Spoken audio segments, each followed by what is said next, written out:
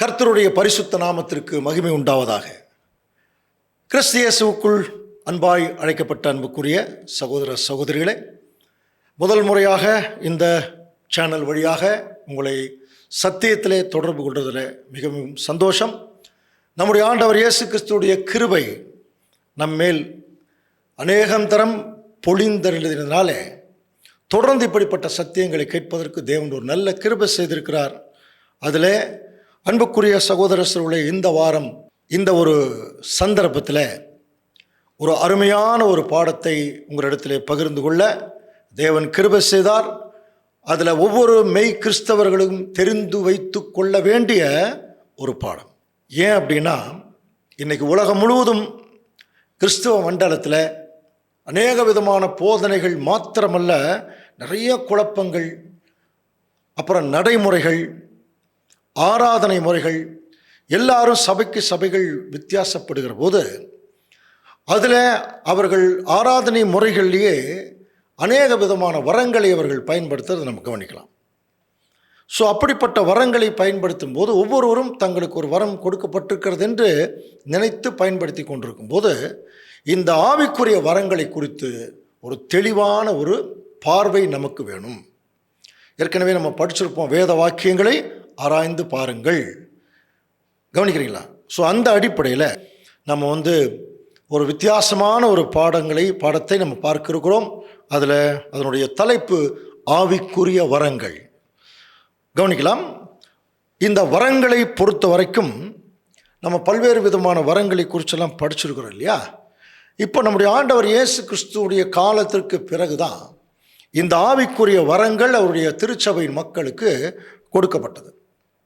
வரங்கள் அப்படின்னாலே எக்ஸ்ட்ராடினரி, ஒரு சாதாரண மனுஷனுக்கு இருக்கிறதை விட ஏதாவது ஒரு திறமை அல்லது ஒரு வல்லமை அல்லது ஏதாவது ஒரு வகையான ஒரு சிறப்பு, ஒரு மேன்மை. ஸோ அதுதான் வரங்கள் என்று சொல்லப்படுகிறது இல்லையா?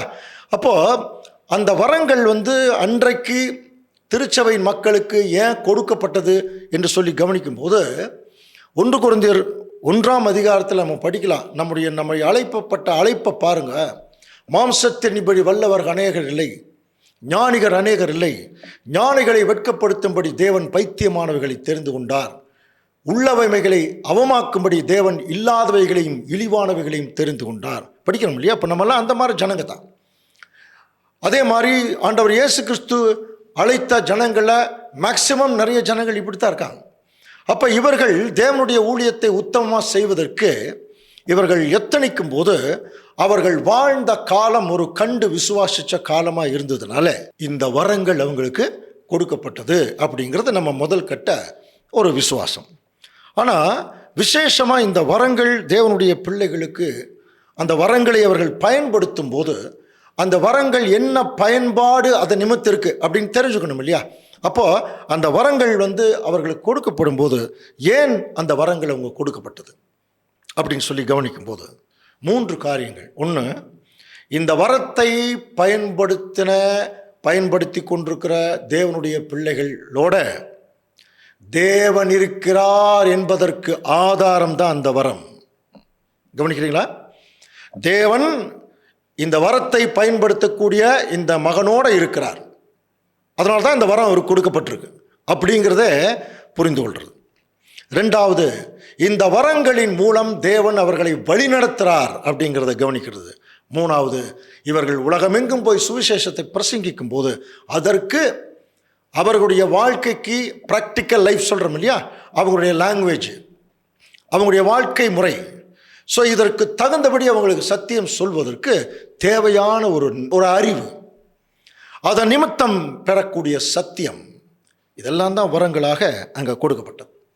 அப்போ இதை தரம் பிரித்து அப்போஸ்தலனாகிய பவுல், அவர் பெரிய ஸ்காலர் இல்லையா, அவர் 1 கொரிந்தியர் 12ஆம் அதிகாரம் 1ஆம் வசனம் வாசிக்கலாம் பாருங்கள். அன்றியும் சகோதரரே, ஆவிக்குரிய வரங்களை குறித்து நீங்கள் அறியாதிருக்க எனக்கு மனதில்லை. பாருங்க, ஆவிக்குரிய வரங்களை குறித்து நீங்கள் அறியாதிருக்க எனக்கு மனதில்லை அப்படின்னு என்ன அர்த்தம்? தேவன் பர்டிகுலரா அவருடைய சபை மக்களுக்காகவே சில ஆவிக்குரிய வரங்களை கொடுத்திருக்கிறார். இப்போ நம்ம கிட்ட அது இருக்குதா இல்லையாங்கிறது இப்போ ஆராய்ச்சி இல்லை, அது கடைசியாக நம்ம சுய பரிசோதனை செய்து கொள்ள வேணும். ஆனால் இந்த வரங்கள் ஆதி காலத்திலிருந்தே ஆண்டவர் இயேசு கிறிஸ்து காலத்திலிருந்தே, அப்போஸ்தலர் காலத்திலிருந்தே இந்த வரங்களை தேவன் இந்த காரியங்களுக்காக பயன்படுத்தினாருங்கிறது நமக்கு தெரியும். அப்போ அந்த வரங்களுடைய தன்மைகள் என்ன, வரங்களுடைய விதிகள் என்ன, கவனிக்கிறீங்களா? அந்த வரங்களுடைய பெயர்கள் என்ன, நேச்சர் ஆஃப் தி வரம், அந்த வரங்களுடைய நேச்சர் என்ன, இதெல்லாம் கண்டுபிடிக்கணும். இப்போ அந்த வரங்களின் நிமித்தம் பவுல் கொஞ்சம் விளக்கமாகவே சொல்ல வர்றார். எப்படின்னு பாருங்க. 1 கொரிந்தியர் 12ஆம் அதிகாரம் 4ஆம் வசனம். வரங்களில் வித்தியாசங்கள் உண்டு, ஆவி ஒன்றே. பாருங்க, வரங்கள்ல நிறைய வித்தியாசம் இருக்கு அப்படின்னு என்ன புரிஞ்சுக்கலாம்? நிறைய வரங்கள் இருக்குன்னு புரிஞ்சுக்கலாம். ஆனா அதை வரங்களை செயல்படுத்தக்கூடிய ஆவி ஒன்று தான். புரியுதுங்களா? அடுத்தது, ஊழியங்களிலேயும் வித்தியாசங்கள் உண்டு, அதை செயல்படுத்தக்கூடிய கர்த்தர் ஒருத்தர் தான். அதே மாதிரி பாருங்க, கிரியைகளில் வித்தியாசம் உண்டு, எல்லாவற்றையும் தேவன் தான் நடப்பிக்கிறார். அப்போ வரங்கள், ஊழியங்கள், கிரியைகள் நல்லா புரிஞ்சுக்கலாம். அப்போ இது எப்படி அந்த ஊழியங்கள் செய்வதற்கும் அந்த கிரியைகள் செய்வதற்கும் தேவன் தான் காரணராக இருக்கிறார்.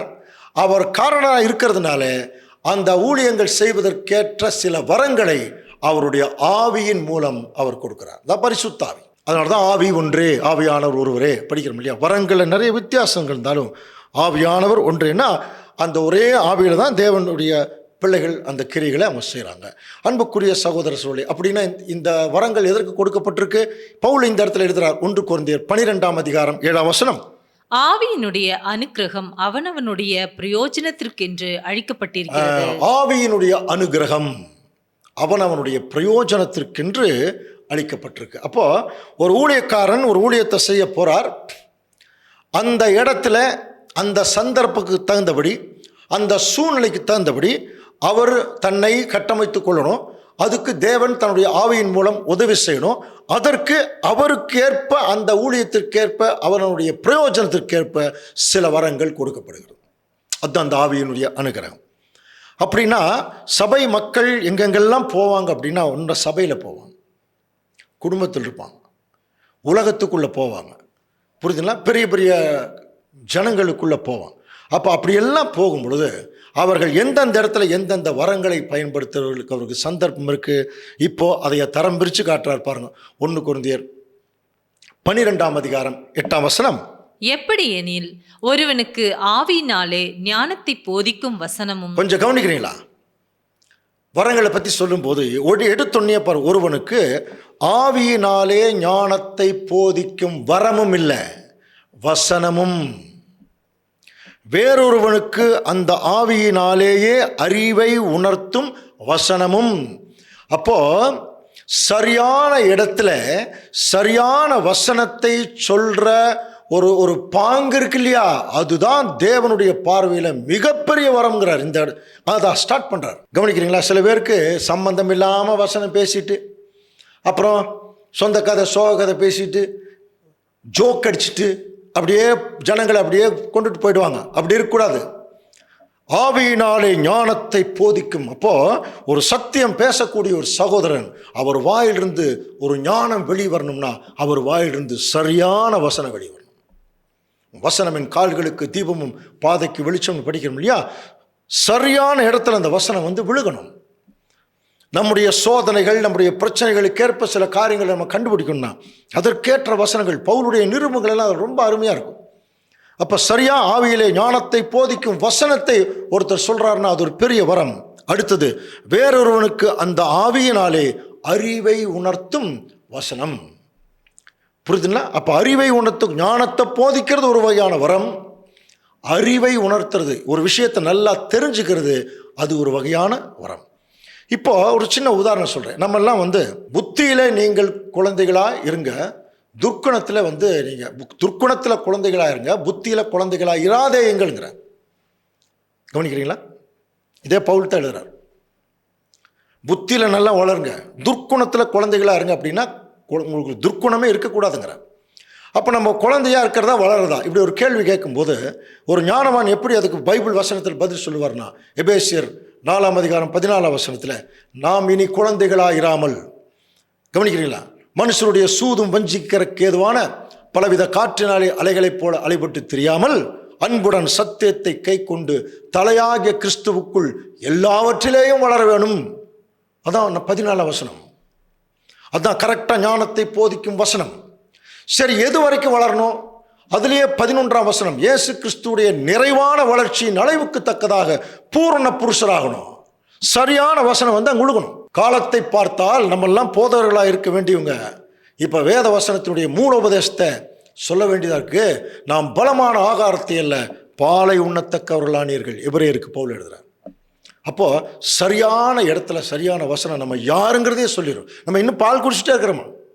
வளரவே இல்லைங்கிறார். கிறிஸ்தவர்கள் யாருமே வளரலையா? கிறிஸ்மஸ் வந்தால் கிறிஸ்மஸ் பால், நியூ இயர் வந்தால் நியூ இயர் பால், அப்படியே குடிச்சிட்டு அடுத்த காரியங்களை பார்த்துட்டு போயிடும். சீசனல் சத்தியங்கள் மாதிரி அப்படி இருக்கக்கூடாது. இதுதான் சத்தியம், தேவனுடைய திட்டம் இது அப்படின்னு போதிக்கிற ஒரு வசனத்திற்குரிய வரங்கள்.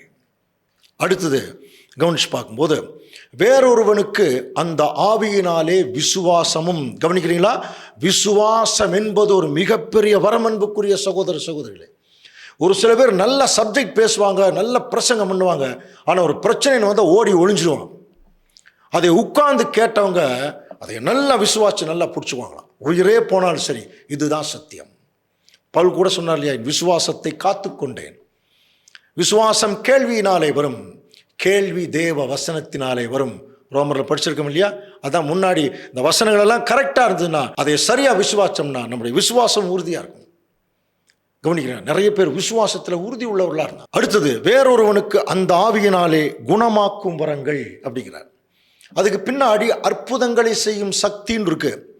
குணமாக்கும் வரங்களுக்கும் அற்புதங்களை செய்யும் சக்திக்கும் என்ன வித்தியாசம் அப்படின்னு பார்த்தீங்கன்னா, சில பேருக்கு குணமாக்கும் வரங்கள்னா, யாரை குணமாக்கும் வரங்கள்னா பிணியாளிகளை, உடம்பு சரியில்லாம போகுது இல்லையா, அவர்களை குணமாக்கும் வரம். அது ஒரு தனி வரமாக தேவன் அங்கே கொடுத்துருக்கார்.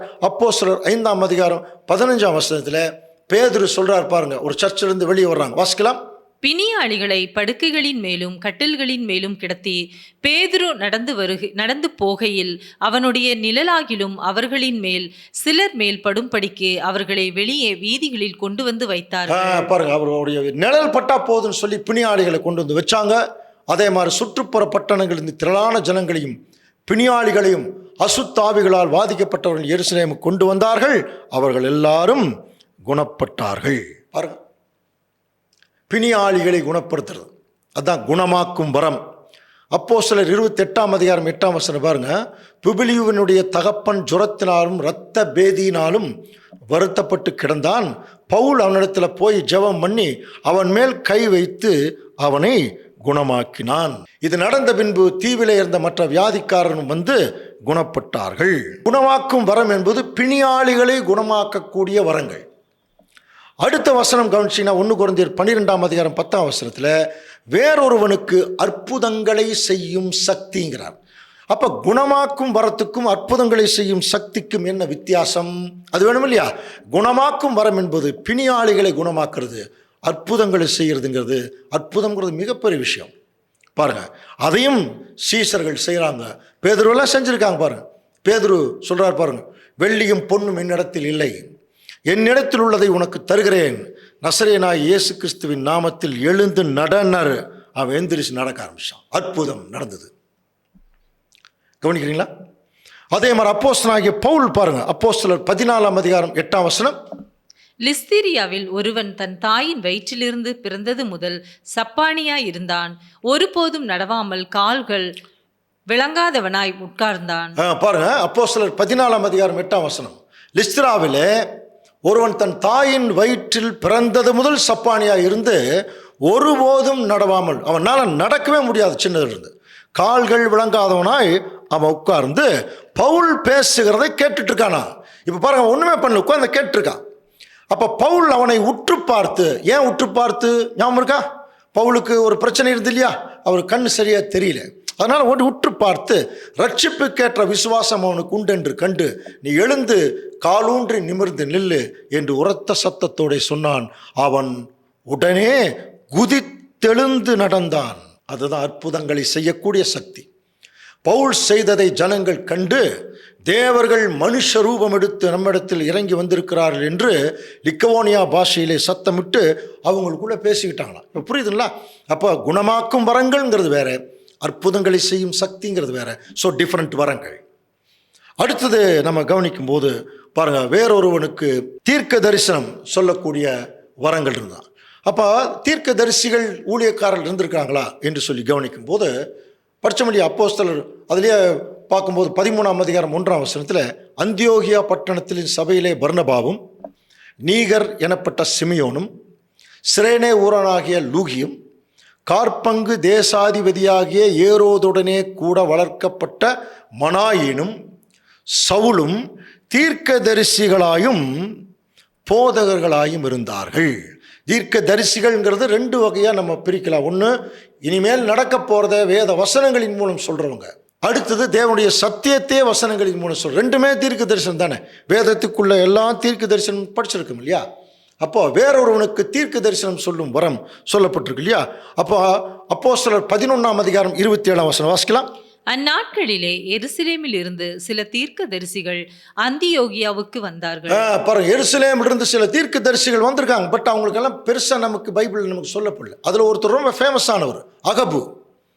அவர்களில் ஒருவனாகிய அகபு என்பவன் எழுந்து உலகமெங்கும் கொடிய பஞ்சம் உண்டாகும் என்று ஆவியினாலே அறிவித்தான். அது அப்படியே கிழவுதராயனுடைய நாட்களிலே உண்டாயிற்று. பாருங்க, பெரிய பஞ்சம் வரப்போகுதுன்னு சொன்னார்.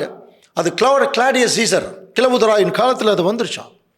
இதே அகபு பின்னாடி இன்னொரு தடவை நம்ம பார்க்கும்போது, நாங்கள் அநேக நாள் அங்கே தங்கியிருந்து அகபு என்னும் பேர் கொண்ட ஒரு தீர்க்கதரிசி யூதாயாவிலிருந்து வந்தான். கடைசியாக சொல்கிறார் அப்போஸ்தலர் 21ஆம் அதிகாரத்தில். அப்போ அவன் எங்களிடத்திலிருந்து வந்து பவுலுடைய கச்சையை எடுத்து தன் கைகளையும் கால்களையும் கட்டி கொண்டு அவர் டெமான்ஸ்ட்ரேட் பண்ணி காட்டுறார். கைகளையும் கால்களையும் கட்டி கொண்டு, இந்த கச்சையுடையவனை எருசலேமில் உள்ள யூதர் இவ்விதமாய் கட்டி புறஜாதியார் கைகளிலே ஒப்பு கொடுப்பார்கள் என்று பரிசுத்த ஆவியானவருடனே சொல்லுகிறார் என்று சொன்னார். இது நடந்தது. பவுலுக்கு அந்த துன்பங்கள் எல்லாம் வந்தது. அப்போது இப்படிப்பட்ட தீர்க்க தரிசனங்களை கூட அங்கே சொல்லியிருக்காங்க. அதான் தீர்க்க தரிசன வரம். அடுத்தது, ஆவிகளை பகுத்தறியக்கூடிய வரம். வேறொருவனுக்கு ஆவிகளை பகுத்தறியக்கூடிய வரம் வர. ஆவிகள்லாம் புரியுது இல்லை? மைண்டு. இன்னொருத்தருடைய மைண்டு என்னங்கிறத நம்ம இன்னொருத்தருடைய மைண்ட் இருக்கிறத அவ்வளோ சீக்கிரம் கண்டுபிடிக்க முடியாது. அல்லது இன்னொருத்தர் செய்ததை நம்ம பார்க்காம கண்டுபிடிக்க முடியாது இல்லையா? ஆனால் தேவன் தன்னுடைய பரிசுத்த ஆவியினுடைய அந்த ஒரு வல்லமையில் சில ஆவிகளை பகுத்தறியக்கூடிய வரங்கள் கொடுக்குறாங்க. இன்றைக்கி சில பேர் வந்து கரெக்டாக கண்டுபிடிப்பாங்க. ஒருத்தருக்கு மனசில் என்ன இருக்குன்னு ஈஸியாக வெளியே கொண்டு வந்துடுவாங்க. ஆனால் அப்போஸ்தலனாகிய பேதுரு பார்க்காமையே அவங்களுடைய மனதை கண்டுபிடிச்சார். அவர்கள்னு சொல்கிறது யாருன்னு புரியுதுங்களா? அப்போஸ்தலர் காலத்தில் எல்லாரும் தங்களுடைய விற்று வந்து ஒன்றா வச்சு அனுபவித்தார்கள். அதில் அனனியா சப்பீரால் என்கிற 2 பேர் என்ன பண்ணிட்டாங்கன்னா, கொஞ்சம் தேவனுடைய சித்தத்திற்கு விரோதமாக ஒழிச்சு வச்சுட்டாங்க. அதை மறைச்சிட்டாங்க, அதை சொல்லவே இல்லை. இதை குறித்து அப்போஸ்தலர் 5ஆம் அதிகாரம் 1ஆம் வசனம் வாசிக்கலாம். அனனியா என்னும் பேருள்ள ஒருவன் அவனுடைய மனைவியாகிய சப்பீராலும் தங்கள் காணியாட்சியை விற்றார்கள். காணியாட்சியை விற்றார்கள். தன் மனைவி அறிய அவன் கிரயத்தில் ஒரு பங்கை வஞ்சித்து வைத்து ஒரு பங்கை கொண்டு வந்து அப்போஸ்தலருடைய பாதத்தில் வைத்தான். ஒரு பங்கை வஞ்சித்து வைத்து ஒரு பங்கை கொண்டு வந்து வைக்கிறார். இது வந்து யாருமே பார்க்கல. இவர் என்ன நினைச்சிட்டு இருக்காருன்னா யாரும் பார்க்கலன்னு. ஆனால் பேதுரு பாருங்க, பேதுரு அவனை நோக்கி, பேதுரு போய் எட்டி பார்த்தாருன்னா இல்லை, ஒளிஞ்சிருந்து பார்த்தாருன்னா இல்லை. அதுதான் ஆவிகளை பகுத்தறிகிறது. அனனியாவே, நிலத்தின் கிரயத்திலே ஒரு பங்கை வஞ்சித்து வைத்து பரிசுத்த ஆவியினிடத்தில் பொய் சொல்லும்படி. இதில் என்ன அர்த்தம் தெரியுங்களா? பரிசுத்த ஆவியினிடத்தில் பொய் சொல்றது அப்படின்னா தேவனிடத்தில் பொய் சொல்லும்படின்னு அர்த்தம். தேவனிடத்தில் பொய் சொல்லும்படி சாத்தான் உன் இருதயத்தை நிரப்பினது என்ன? அதை விற்க முன்னே அதை உன்னுடையதாக இருந்தது, அது உங்கள்கிட்ட தான் இருந்தது. அது விற்ற பின்னும் அதன் கிரயம் அது உங்கள்கிட்ட தான் இருக்கு. நீ உன் இருதயத்தில் இப்படிப்பட்ட எண்ணம் கொண்டது என்ன? கொண்டு வந்து இங்கே வைக்கணுங்கிறதான தேவனுடைய திட்டம். அது விற்கிறதுக்கு முன்னாடியும் கூட தான் இருந்தது, விற்றதுக்கு பின்னாடி நீ கொஞ்சம் வந்துச்சு உங்கள்கிட்டயே வச்சுருக்க. நீ மனுஷனிடத்தில் அல்ல, தேவனிடத்தில் பொய் சொன்னாய். பார்த்தீங்களா? அப்போ அதுக்கான முந்தின வசனம் படித்தோம் இல்லையா? பரிசுத்த ஆவியினிடத்தில் பொய் சொன்னாய், நீ தேவனிடத்தில் பொய் சொன்னாய். அதனால் அனனியாவே, இந்த வார்த்தைகள் கேட்கவே விழுந்து ஜீவனை விட்டான். இவைகளை கேள்விப்பட்ட யாவருக்கும் பயம் உண்டாயிற்று. அதுக்கப்புறம் தெரியும், அவருடைய மனைவி வந்தாங்க. அந்த அம்மாக்கிட்டையும் கேட்குறார். அந்த அம்மாவும் கொஞ்சம் ஒரு மாதிரி நிற்கிறாங்க. பாரு, உன் கனவு உன்னை கூப்பிட்றாரு போன்னு சொன்னோன்னே அந்த அம்மாவும் அந்த அதிர்ச்சியில் விழுந்து அவங்க இறந்துட்டாங்க. ஸோ வரங்கள் பாருங்கள், ஆவிகளை பகுத்தறியக்கூடிய வரங்கள். அடுத்தது வேறொருவருக்கு பற்பல பாஷைகளை பேசக்கூடிய வரம்ங்கிறார்.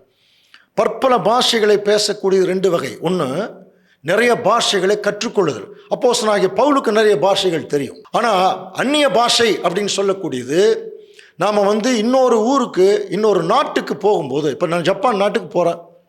அப்போ அந்த ஜப்பான் மொழி எனக்கு தெரியாது, அவர்களுக்கு தமிழ் தெரியாது. இப்போ நான் போய் இயேசு கிறிஸ்துவை பற்றி அவங்களுக்கு பிரசங்கிக்கணும். அந்த காலப்பகுதி இப்போ நமக்கெல்லாம் அப்படி தேவையில்லை. இன்றைக்கி ஏஐ முதல் கொண்டு எல்லாமே வந்துடுச்சு. எல்லா மொழியிலையும் புஸ்தகங்கள், பைபிள், போதகங்கள் எல்லாம் வந்துட்டாங்க. ஆனால் அந்த காலத்தில் அப்படி இல்லை. அப்போ தான் முதல் முறையாக உலகம் எங்கும் போகும்போது அவர்கள் பேசக்கூடிய பாஷையில் அந்த வரம் அங்கே கொடுக்கப்பட்டது. இதைத்தான் நம்ம பெந்தேகோஸ்தே நாளில் படிக்கிறோம். படிச்சிருக்கீங்களா? பெந்தேகோஸ்தே நாளில் அந்நிய பாஷை யார் பேசுனது தெரியுங்களா? நடுவில் கலிலே இருந்தாங்க. சுற்றிலும் கீழே இருக்கக்கூடிய அத்தனை யூதர்கள் வந்தாங்க. அந்த யூதர்கள் ஏறக்குறைய 17 நாடுகள் இருந்து வந்தாங்க. 17 மொழிகளை பேசக்கூடியவங்களா இருந்தாங்க. இந்த கலிலேயர் என்கிற சீஷர்கள் அவர்கள் மொழியில தேவனுடைய மகத்துவங்களை பேச கேட்கிறோமே. Wonderful works of God. கவனிக்கிறீங்களா? மகத்துவங்களை பேசினாங்களாமா. இன்னைக்கு பேசக்கூடிய அந்நிய பாஷை மாதிரி யாரும் பேசல. தேவனுடைய சத்தியங்களை, மகத்துவங்களை பேசியிருக்காங்க. அது ஒரு வரம் அங்கே கொடுக்கப்பட்டது.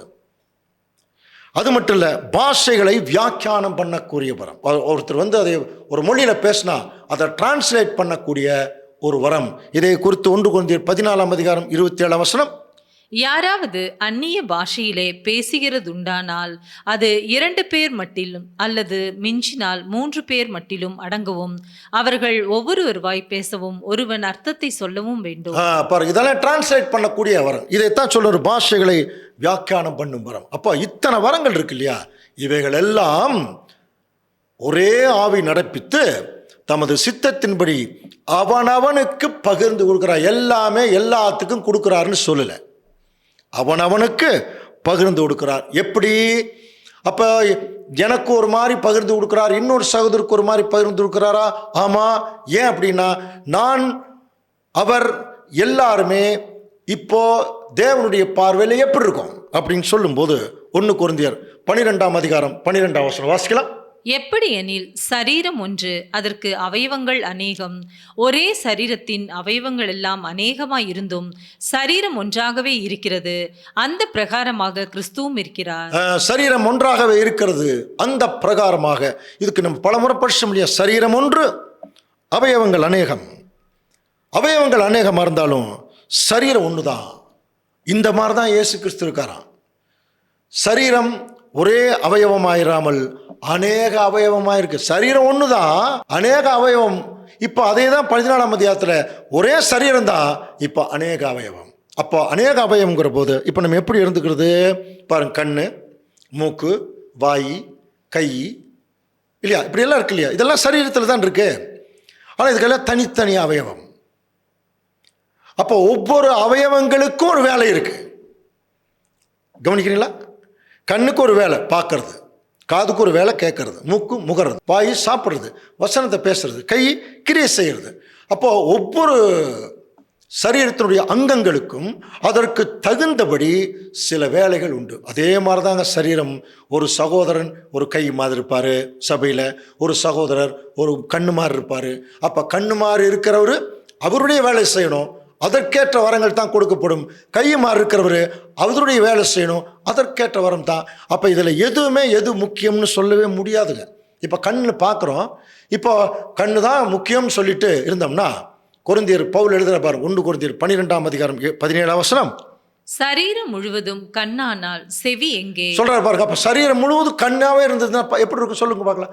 நம்மளே யோசனை பண்ணி பாருங்க. இதெல்லாம் இங்கே எல்லாம் கண், எங்கே பார்த்தாலும் கண்ணாக இருந்தா அப்புறம் எங்கே செவி? கேட்கறது எங்கே? அப்போ கேட்கறதுக்குன்னு ஒரு ஒரு பாகம் இருக்கு இல்லையா? அப்போ தேவன் எல்லாவற்றையும் சரியாக தான் வச்சிருக்கார். கண்ணு பார்ப்பதற்கு, காது கேட்பதற்கு, மூக்கு நுகர்வதற்கு, வாய் பேசுவதற்கு, அந்த மாதிரி கை கிரியை செய்வதற்கு, கால் நடப்பதற்கு. திங்க் பண்ணி பாருங்க. இப்போ காலில் செய்ய வேண்டிய வேலைகளை காலில் தான் செய்ய முடியும், காலில் தான் ஓட முடியும். கையில் எவ்வளோ நேரம் ஓட முடியும் இல்லையா? அதே மாதிரி காலில் செய்ய வேண்டிய வேலைகள் கையில் செய்ய முடியாது. கையில் செய்ய வேண்டிய வேலைகள் காலில் செய்ய முடியாது. ஒவ்வொரு அவயவங்களுக்கும் ஒரு முக்கியத்துவம் உண்டு. இது ஏன் சொல்கிறாருன்னா, அந்தந்த அவயவங்களுக்கு தேவையான வேலைகள் செய்யப்படும் போது அதற்கு தேவையான சக்தி கொடுக்கப்படுவது மாதிரி, இப்போ கைக்கு ஒரு சக்தி இருந்தால் தானே ஒரு பொருள் எடுக்க முடியும். அந்த மாதிரி சில நேரங்களில் தேவனுடைய ஊழியக்காரர்கள் அவரவர்கள் செய்யக்கூடிய ஊழியங்களுக்கு தகுந்தபடி சில வரங்கள் அவங்களுக்கு என்ன பண்ணப்படும், பிரித்து கொடுக்கப்படும். அது எப்படி பிரித்து கொடுக்குறாருன்னா பாருங்கள், அந்த சரீரத்தை எப்படி கொடுத்தாரோ அதே மாதிரி 1 கொரிந்தியர் 12:18 தேவன் தமது சித்தத்தின்படி அவயவங்கள் ஒவ்வொன்றையும் சரீரத்திலே வைத்தார். தேவன் சரியா தான் வச்சிருக்கார். தம்முடைய சித்தத்தின்படி அவயவங்கள் ஒவ்வொன்றையும் சரீரத்தில் வச்சாராம். பாருங்க, கையை தனியாக வைக்கல, ஒட்டி தான் வச்சிருக்கார் இல்லையா? எல்லாமே ஒட்டி தான் இருக்கு. எதனால? சரீரத்தில் பிரிவினை உண்டாயிராமல் அவயவங்கள் ஒன்றை குறித்து ஒன்று கவலையாயிருக்கும்படிக்கு தேவன் கணத்திலே குறைவுள்ளதற்கு அதிக கணத்தை கொடுத்து இப்படி சரீரத்திலே அமைத்திருக்கிறார். அப்போ ஒவ்வொரு சரீரம் ஒன்றுக்காக ஒன்று என்ன பண்ணுமா, கவலையாக இருக்கணுமா இல்லையா? ஏதாவது ஒரு இடத்துல அடிபட்டு வலிச்சுதுன்னா கண் அழுகுதா இல்லையா? இல்லையா? அந்த மாதிரி ஒன்றுக்கொன்று கவலைப்படணும். அந்த மாதிரி தான் இப்போ நம்முடைய சரீரம் இருக்கிறது. அதனால் ஒரு அவயவம் பாடுபட்டால் எல்லா அவயவங்களும் கூட என்ன செய்யும், பாடுபடும். என்ன அழகான ஒரு உருவகம் பாருங்க. ஒரு திருச்சபைனாலே நிறைய பேர் நம்ம சரீர அங்கங்கள், அதில் ஒரு அவயவம் பாடுபட்டால் எல்லா அவயவம் பாடுபடும். அதுதானே சரீரம், அதுதானே சபை இல்லையா? ஒரு சின்ன இந்த மாதிரி ஒரு விரல் ஒரு காயம் ஆயிடுச்சு, இது கொஞ்சம் அசிங்கமாக இருக்குது, உடனே வெட்டிடுறோமா? அது காயை மாற்றி அது பழையபடி கொண்டவருக்கு எப்படி வாய்ப்பு கொடுக்குறோம்? அதே தான் தேவனுடைய பிள்ளைகள். நம்ம சகோதர சில நேரத்தில் பாவத்தில் கஷ்டத்தில் ஏதாவது ஒன்றில் விழுந்துட்டான்னா உடனடியாக அவங்கள தூக்கி விட்டு அவங்கள பழைய நிலைமைக்கு கொண்டு வர்றதுக்கு பேர் தான் உண்மையான சரீரம். புரியுங்களா? அவங்கள தள்ளி வைக்கிறதோ அல்லது அவர்களை அவமானப்படுத்துவதோ அவர்களை பற்றி அவதூறு சொல்லுவதோ, நம்ம சரீரத்தை பற்றி நம்மளே அவதூறு சொல்லுவோமா? ஆனால் இன்றைக்கி எக்கச்சக்கமாக அப்படி தான் நடந்துட்டு இருக்கு இன்றைக்கி சபையில். அது என்ன புரிய வைக்குதுன்னா, அது நம்மெல்லாம் சரீர அங்கங்களே இல்லை என்பதை அது புரிய வைக்கும். ஒன்றுக்கொன்று கவலையாக இருக்கணும் அன்புக்குரிய சகோதரர். ஏன்னா நீங்களே கிறிஸ்துவின் சரீரமாயும் தனித்தனி அவயவங்களாயும் இருக்கிறீர்கள். சரிங்களா? அப்போது இந்த தனித்தனி அவயவங்களாக இருக்கிறீங்கன்னு சொல்லும்போது இப்போ இதை எப்படி புரிஞ்சுக்கலாம் பாருங்கள். தலையிலிருந்து கால் வரைக்கும், அப்போது தலையிலிருந்து கால் வரைக்கும் இருக்கிற போது இப்போ கிறிஸ்து என்கிற சபை தலை, அவர் தான் தலையிலிருந்து சபை ஆரம்பிச்சது. அதுக்கப்புறம் அது அப்படியே இப்போ நம்ம எங்கே இருக்கிறோம், கால் குதிங்கால் பகுதியில் இருக்கிறோம். அப்போ இங்கே தான் அதிகமான வெயிட் பாருங்கள். நம்ம தான் அதிகமான சத்தியங்களை இன்றைக்கி நம்ம சுமந்துட்டுருக்கோம். நமக்கு முன்னாடி இருக்கிறவங்க இந்த அளவுக்கு சத்தியங்கள் எல்லாம் சுமக்கிறதுக்கான வாய்ப்பே இல்லை. ஆனால் இன்றைக்கி நமக்கு சத்தியங்களை சுமந்துட்டுருக்குறோம். அப்போ இதுக்கு தேவன் இப்படியெல்லாம் இந்த ஆவிக்குரிய வளர்ச்சி நம்ம வளருவதற்கு தேவன் வரங்களை மட்டும் பிரித்து கொடுக்கவில்லை, வரங்களை செயல்படுத்துகிற சில ஊழியக்காரர்களை கூட என்ன பண்ணியிருக்காருன்னா அவங்களுடைய வேலைகளுக்கேற்ப பிரித்து கொடுத்தாராம். ஸோ அதையத்தான் அவர் எப்படி பிரிச்சிருக்காருன்னு சொல்லும்போது பாருங்க, 1 கொரிந்தியர் 12:28 தேவனானவர் சபையிலே முதலாவது அப்போஸ்தலரையும், இரண்டாவது தீர்க்கதரிசிகளையும், மூன்றாவது போதகர்களையும், பின்பு அற்புதங்களையும், பின்பு குணமாக்கும் வரங்களையும், ஊழியங்களையும், ஆளுகைகளையும், பலவித பாஷைகளையும் ஏற்படுத்தினார். பாருங்க, இப்போ சபை அந்த சரீரம் பக்தி விருத்தி அடைவதற்கு இந்த வரங்கள் கொடுக்கப்படுது. இந்த வரங்கள் கொடுக்கப்படக்கூடிய ஆர்டர்ல சொல்லும்போது முதல்ல இந்த வரங்கள் யாருக்கு கொடுக்குறாருன்னா பாருங்க, அப்போஸ்தலர்கள், 12 அப்போஸ்தலர்கள். அதுக்கப்புறம் பின்னாடி வரக்கூடிய தீர்க்கதரிசிகள், அப்புறம் அந்த சத்தியங்களை நிறைய கேட்டதுக்கப்புறம் அதை போதிக்கக்கூடிய போதகர்கள், அதுக்கப்புறம் கண்டு விசுவாச காலம் ஆனதுனால அற்புதங்கள் செய்கிறது, குணமாக்கும் வரங்கள், ஊழியர்கள், ஆளுகைனா சபையை வழி நடத்தக்கூடிய, ஆலோசனை மூலம் வழி நடத்தக்கூடிய ஒரு கவர்மெண்ட் மாதிரியா. ஸோ இதெல்லாம் பலவித பாஷைகள் எல்லாமே ஏற்படுத்தியிருக்கார். எதுக்கு?